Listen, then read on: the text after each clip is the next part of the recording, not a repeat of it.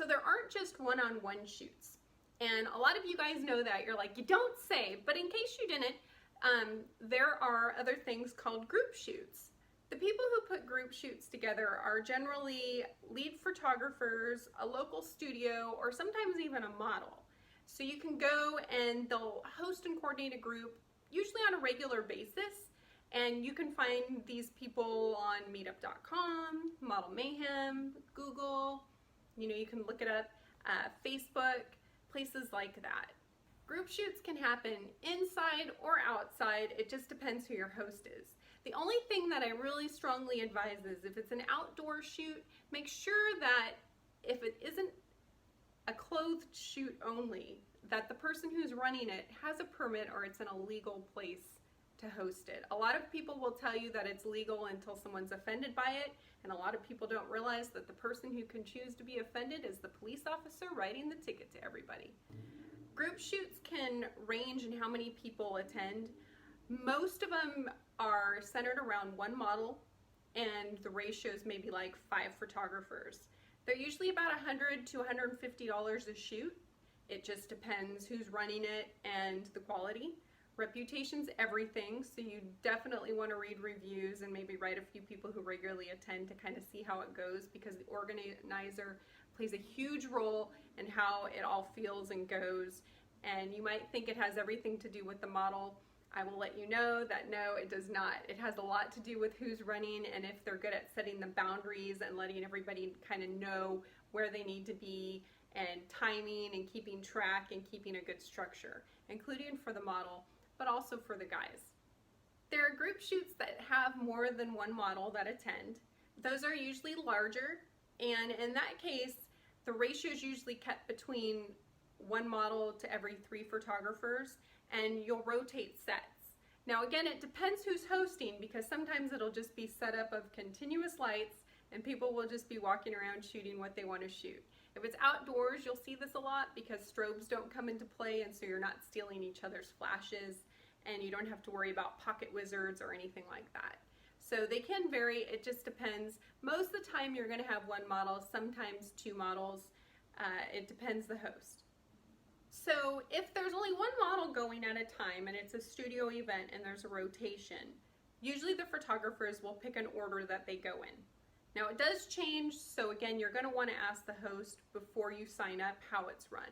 But the most non-chaotic way where you won't leave mad and you'll be happy and it'll be a great experience and the model won't be brain fried going like, where do I look, is photographers will be set up and they have a couple minutes that they rotate through, and they have a set that's made and put together for them, and they can, they're told what settings that the professional who's the lead is advising everybody to set their ratios at on their camera. And if you don't want to use those, you're not forced to use those, you do not have to use those sets. It is not okay to go to a set and just start moving the lights around. That's not fair to everybody, and it's very time consuming. If you're that confident and that aware and that thinking your lighting is the best, it is not your job to be the lead at this. This is your job and opportunity to learn and get other perspective and try new things, and ask questions if you don't agree with something, but ask them not condescendingly, but really to genuinely learn. I've seen photographers come in before and just start trying to change the lights up, and if people only have like a 2-minute time frame on a rotation and you're going to spend your time changing the lights up, or expect them to not start the timer and then they have to go and set it up maybe the way the rest of the group wants it set up, that's not really very appropriate. But anyways, you'll start with one set and everyone rotates through. Generally the model's in lingerie or something. I do a lot of glamour ones, so they end with nude. And so you'll do a second rotation where then the model is nude. And while that last one is going on, well, I guess while both of them are going on, the photographer who's leading will usually ask if there's any sort of curiosity or demand for any specific lighting arrangement that someone might want to learn, or maybe they have something exciting and they'll just kind of talk to you guys about it a little bit when you're not taking your shots. And he will go and, or she will go and set it up so that set's ready. So once the rotations are done, the model can get a little break and she can go and freshen up and fluff her hair again so she comes out not looking tired and haggard, and she can change her outfit so you get something new, and then she will start again on another set. If there's 2 models, usually what will happen is the rotation will go through and then it'll be a reverse of sets. And then oftentimes you'll see the 2 models posing together in a 3rd round. Now that just depends. Again, you want to ask the host, but a lot of times that'll be the case too. So at the end of the shoot, it'll be the end of the time. Usually shoots do start a little bit late. I recommend coming 30 minutes early, highly. They expect you to. 20 minutes. If you just walk in right when it's starting, it's going to be kind of chaotic and you might feel a little bit anxious. So anyways, they prefer to start them on time, but usually if they don't, then, you know, and again, you might want to ask other people, does the shoot usually start right on time? But don't show up late, because they usually end on time if the model was on time, because that's what she's paid for. So anyways, at the end, that's your best time to either have a business card or have something scribbled down to get contact information from the model, from other photographers you maybe made friends with. You might want to take a notepad so you can write down any gear that you want to try or maybe rent later on, or if you hear of any resources or other models that other guys might be talking about. Even though you want to be hush, you don't want to talk about other models in front of the one on set. It kind of deflates an already fragile ego that we have. But anything that you can take, or if there's other little events that are going on that month, you'll want to find out. You know, and exchanging cards and contact. And then at the very end of the shoot, there's also a model release form that usually goes out. You will want to ask before you sign up for a shoot, does this model sign a full release, or is this just a portfolio release, or does she sign no release at all? It changes per model and what modeling means to her. Some girls, this is something she doesn't want her name around and she's just doing it for fun and it doesn't bother her, but it will affect her home life or maybe her job on a regular basis, and so she's just making some extra money in here and super cool. Other girls, this is their full-time career. They want their name out there. They are proud that they're doing it, but they might want control of the content. I know I'm that way, so I will only sign a portfolio use only release unless it is purchased for extra money after the shoot. I will give one to the host who hired me because I figure he set up the lights and they usually take pictures to advertise with later, and so he gets a full release from me. But everybody else, I'm pretty cautious, and you know, at one time I had somebody actually take a group shoot and publish a book out of it.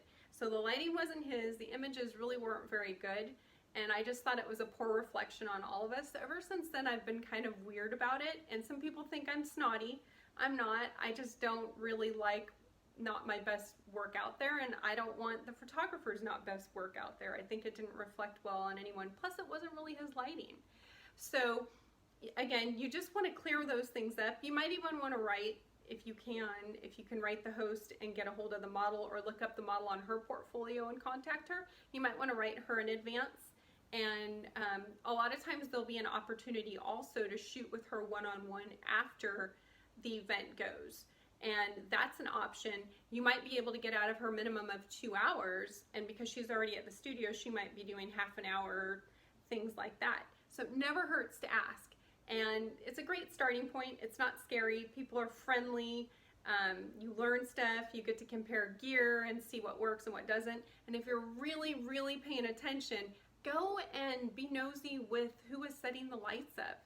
Your host. He has the most to teach you and is a wealth of resources, not, you know, the pretty girl or the handsome man who's posing on the other side of the camera.